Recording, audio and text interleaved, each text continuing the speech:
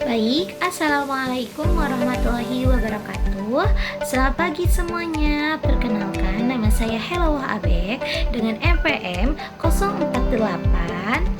Baik, di sini saya akan mempresentasikan tentang deteksi dini menurut Sudarto. Sebelumnya, di sini ada rumusan masalah yang saya akan bahas. Yang pertama, saya akan membahas bentuk dan ukuran panggul sangat menentukan kelancaran persalinan dengan cara KPPS. Dan yang kedua, saya akan membahas penilaian KPPS. Terus yang ketiga, saya akan mempresentasikan kelebihan atau manfaat KPPS. Terus yang keempat, kekurangan KPPS.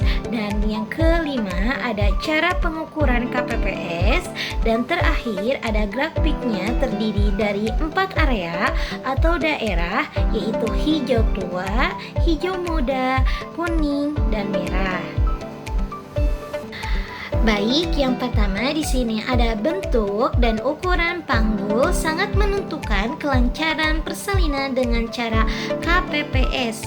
Nah, di sini berbagai cara untuk memprediksi apakah seorang wanita berpanggul sempit atau tidak. Salah satunya adalah lewat cara sederhana seperti yang dikemukakan oleh Sudarto dalam kartu prakiraan persalinan Sudarto atau dengan disebut KPPS lewat pengukuran panjang telapak kaki kanan ibu hamil dan tinggi fundus uteri. Cara ini belum banyak dilakukan oleh petugas kesehatan termasuk di RS RW Mongi Sidi.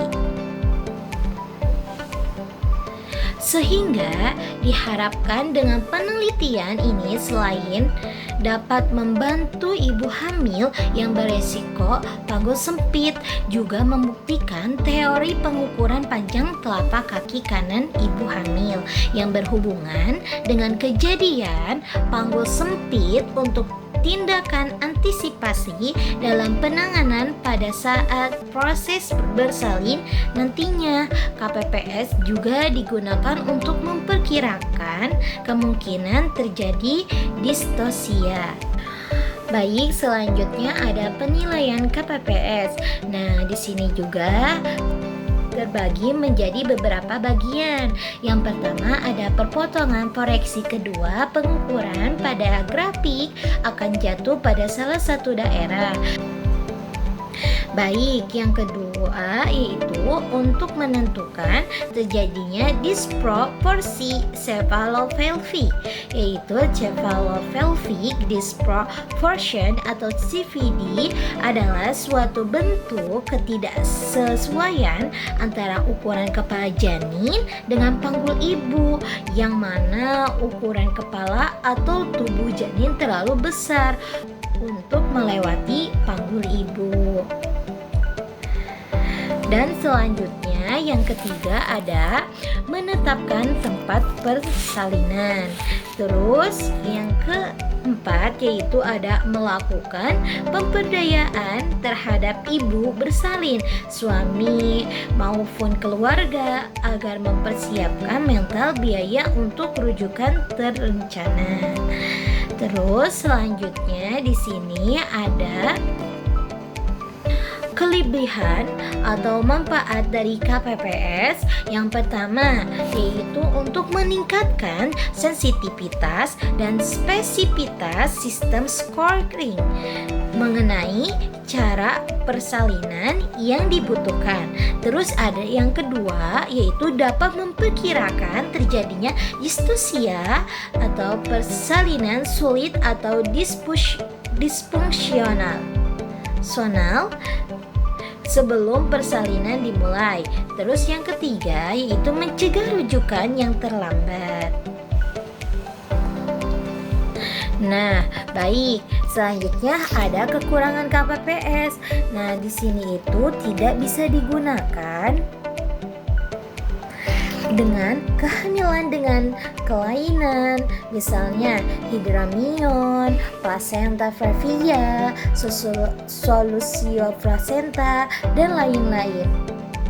Baik, selanjutnya di sini ada cara pengukuran KPPS. Nah, yang pertama itu pengukuran pundus dan telapak kaki kanan. Pengukuran dilakukan hanya pada ibu hamil alterum yang lebih dari 38 minggu. Nah, terus janin tunggal, presentasi kepala tanpa kelainan yang berpengaruh terhadap pengukuran seperti hidrosefalus, placenta previa, dan lain-lainnya.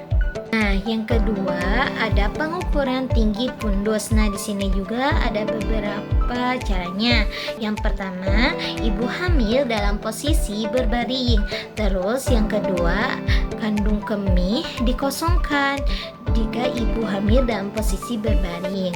Terus yang ketiga, alat ukur atau pita ukur seperti meteran.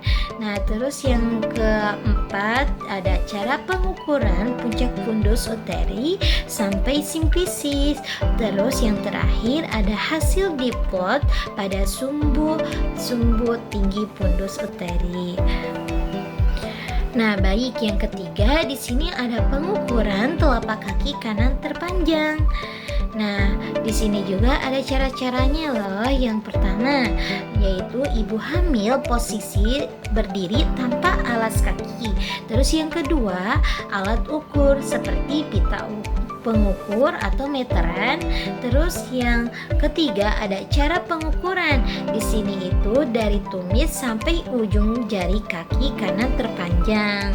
Terus selanjutnya ada hasil diplot pada sumbu-sumbu panjang kaki kanan. Baik, selanjutnya saya akan menjelaskan grafik. Nah, di sini itu grafiknya tersendiri itu terjadi beberapa area, yaitu ada 4 area atau daerah. Nah, di sini itu yaitu ada warnanya. Warna-warnanya yaitu yang menunjukkan ada hijau tua, hijau muda, merah, dan kuning. Nah, yang pertama itu ada hijau tua. Nah, hijau tua ini yaitu menunjukkan distosia hampir tidak mungkin terjadi, yaitu persalinan di rumah masih bisa dilakukan dengan aman. Terus yang kedua yaitu ada hijau muda. Hijau muda ini tetapi harus dengan pengawasan.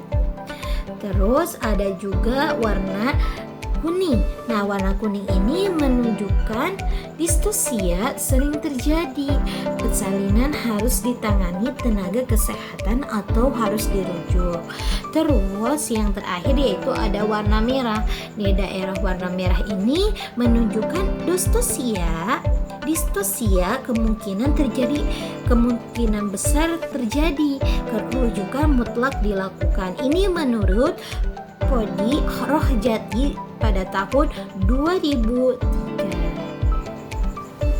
Baik, selanjutnya di sini ada contoh dokumentasi dari menurut Sudarto atau KPPS ya.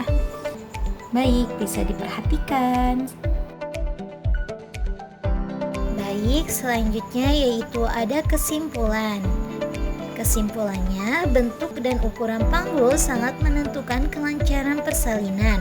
Salah satu cara sederhana yang dikemukakan oleh Sudarto dalam kartu prakiraan persalinan Sudarto atau disebut dengan KPPS lewat pengukuran panjang telapak kaki kanan ibu hamil dan tinggi pundus uteri. KPPS digunakan untuk menentukan terjadinya disproporsi cephalopelvic atau tidak, menetapkan tempat persalinan. KPPS memiliki kelebihan dan juga kekurangannya tersendiri. Pengukuran pundus dan telapak kaki kanan, grafiknya KPPS terdiri dari 4 area atau daerah, yaitu hijau tua, hijau muda, kuning, dan merah. Baik, sekianlah presentasi yang saya sampaikan. Semoga bermanfaat bagi kita semua. Dan mohon maaf apabila ada kata-kata yang salah karena saya masih dalam tahap belajar. Baik. Terima kasih. Wassalamualaikum warahmatullahi wabarakatuh.